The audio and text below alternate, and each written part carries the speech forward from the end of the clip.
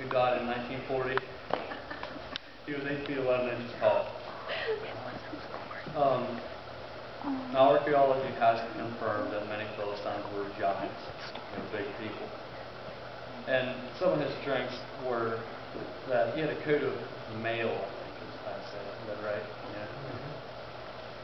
It's a canvas body cover made of bronze. It could weigh up to 200 pounds, 150 to 200 pounds. And some of the spearheads found in the region of Israel have been known to weigh up to 25 pounds. He also had a shield bearer, and he was a guy who ran ahead of him with a humongous shield, so Goliath had double protection.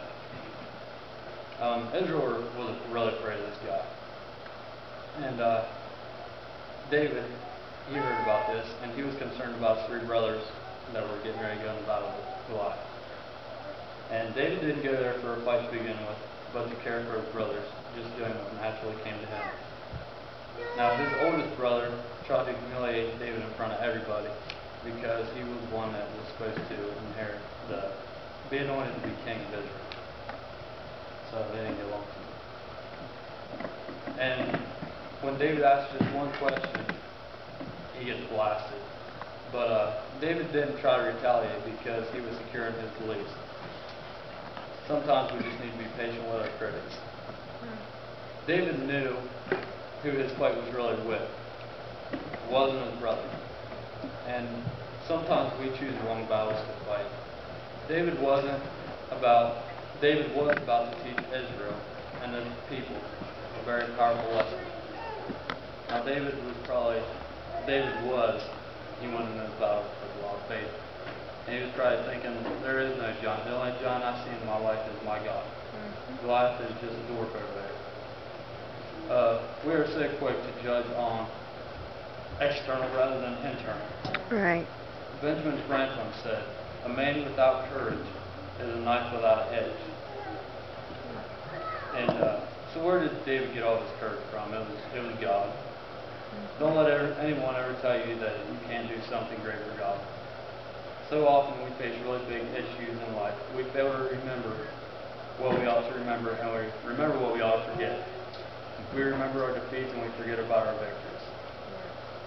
And back to David and Goliath. Saul says, well, if you're going to fight, we got to get you dressed for the fight.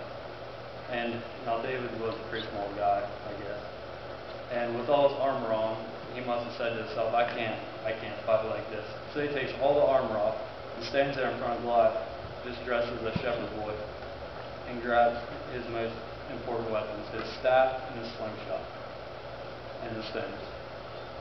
And he brought the staff because Psalm 23:4 says, yea, though I walk through the valley of the shadow of death, I will fear no evil, for thou art with me. Thy rod and thy staff, they comfort me.